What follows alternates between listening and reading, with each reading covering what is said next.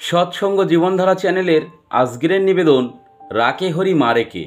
কাহিনী ডাক্তার দুলাল সাহা।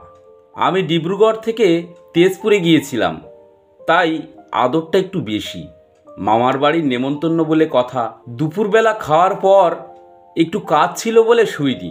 মামা খাওয়া দাওয়া সেরে আমার মামাতো বোনটিকে পান বানাতে আদেশ দিলেন এবং আমাকে বললেন, দুলু, একটা জিনিস লিখবি।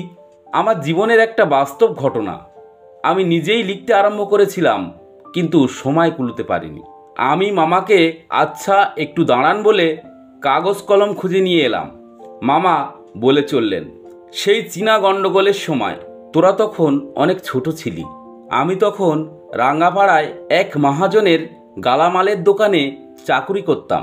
ওই দিন সন্ধ্যার সময় রেডিওতে খবর দিচ্ছে, চীনারা দেশ আক্রমণ করছে, যত শিগগিরই পারো শহর পরিত্যাগ করো।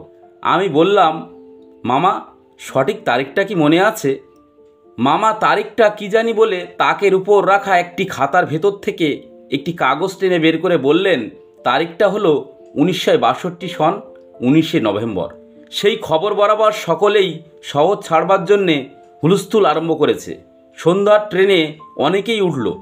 আমি তখন দোকানে। আমার হাতে অনেক টাকা। এই টাকা নিয়ে তো পালাতে পারি না। মালিকের টাকা, নষ্ট হলে মালিক খারাপ ভাববে। শেষ ট্রেনও চলে গেল। আমি কিছুই করতে পারছি না। খুব নাম করতে লাগলাম। তেজপুরের একজন বিশ্বস্ত লোক পেলাম। তার হাতে টাকাটা দিয়ে মালিককে পৌঁছে দিতে বললাম। আর এক মুহূর্ত দেরি না করে বাড়িতে চলে এলাম।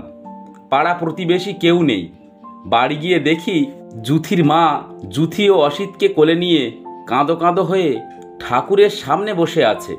রাত হয়েছে, এখন কি করা যায়?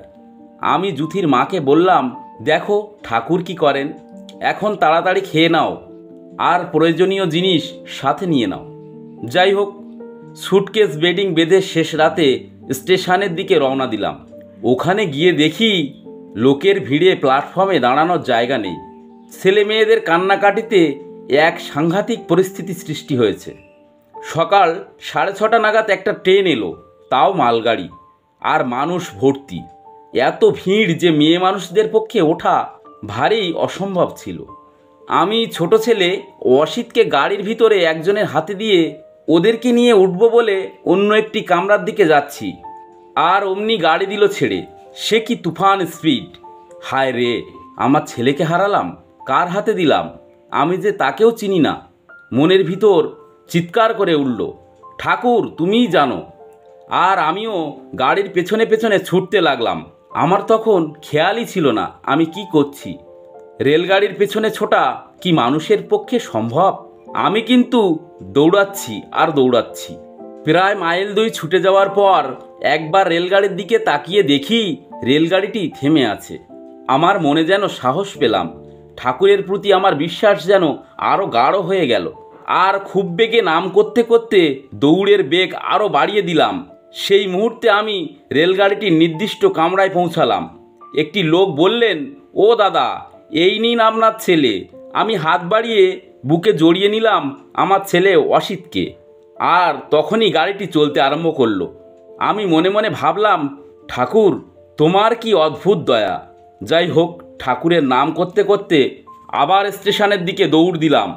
আর মনের ভিতরে ভয়ের সঞ্চার হতে লাগলো, কারণ স্টেশনে প্রায় কোনো লোকই ছিল না। আর জুথির মায়েরও বা কী অবস্থা। তাই দৌড়ের বেগ আরও বাড়িয়ে দিলাম। অসিতকে নিয়ে দৌড়, বুঝতেই পারছো সে কি অবস্থা। কয়েকবার হোঁচটও খেলাম। স্টেশনে এসে দেখি যেখানে তাদের ছেড়ে গিয়েছিলাম সেখানে আর তারা নেই। আশেপাশে খোঁজাখুঁজি করলাম, না, তাদের খুঁজে পাওয়া গেল না। আর স্টেশনে সে কি অবস্থা, এখানে ওখানে কাঁথা কম্বল ছড়িয়ে আছে, আর 2-1টি শিশুও মরা অবস্থায় পড়ে আছে। এ যেন জ্যান্ত শ্মশান। আমি তখন একেবারে পাগলের মতো জুথির মা, জুথি, জুথির মা বলে চিৎকার করতে লাগলাম। হঠাৎ শুনতে পেলাম দূর থেকে কে যেন আমাকে প্রফুল্লদা প্রফুল্লদা বলে ডাকতে ডাকতে আসছে। মনে হলো পরিচিত গুরুভাই লালমোহন দা দৌড়ে দৌড়ে আমার দিকে আসছেন। তিনি বললেন, প্রফুল্লদা, ঠাকুর বাঁচিয়েছেন। এখানের স্টেশন মাস্টার তার পরিবার সহ একটি কামরা নিয়ে চলে যাচ্ছেন। স্টেশনে একটি মাত্র মহিলাকে দেখে স্টেশন মাস্টার আমাকে পাঠিয়ে দিলেন উনি কে দেখে আসতে। এসে দেখি আপনার স্ত্রী ও ছোট মেয়েটি। তাদের কাছ থেকে শুনলাম আপনার কথা। অসিতকে পেয়েছেন? সত্যি ঠাকুর আপনার সহায়। এই বলে অসিতকে আমার কোল থেকে নিয়ে বললেন, চলুন, গাড়ি এক্ষুনি ছাড়বে, জুথির মা ওরা ওই কামরাতেই আছে। জয়গুরু বলে আমিও দ্রুত পদে হেঁটে চললাম কামরার দিকে। মামা আরও কিছু যেন বলতে চাইছিলেন। আমিও তখন বলে উঠলাম, সত্যি ঠাকুরের কি দয়া। মনে হচ্ছিল আমি যেন ওই সময়টুকুতে ওই অবস্থায় পড়েছিলাম, আর শ্রী ঠাকুরের দয়ায় সুস্থ অবস্থা ফিরে পেয়েছি। তারপর কাগজের দিকে চেয়ে দেখি আমি মাত্র তারিখটি 19শে নভেম্বর 2062 সন, মালগাড়ি, সময় 6টা 30। এই পর্যন্তই লিখতে পেরেছি, আর কিছু লেখা হয়নি।